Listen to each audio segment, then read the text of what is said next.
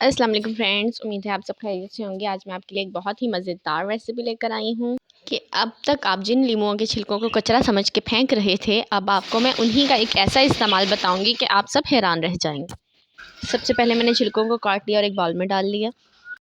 अब इस पे आधा चम्मच हम नमक डाल देंगे, आधा चम्मच हम इसमें काला नमक शामिल कर देंगे, 1 चम्मच पिसी हुई लाल मिर्च, थोड़ी सी हल्दी।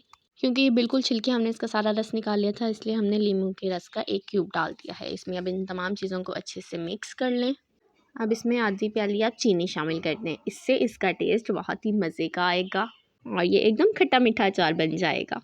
अब आपने एक जार ले लेना है, उसको बिल्कुल आपने अच्छे से क्लीन कर लेना है। लेमन पील्स को अब आप इसके अंदर फिल कर दें। जार को फिल करने के बाद अब हम इसमें डालने के लिए ऑयल रेडी कर लेंगे, जिसके लिए हमने आधी प्याली सरसों का तेल ले लिया था। अब इसमें हम आधा चम्मच सौंफ, आधा चम्मच कलौंजी, आधा चम्मच राई दाना और आधा चम्मच मेथी दाना, ये 4 मसाले हम इसमें शामिल कर देंगे।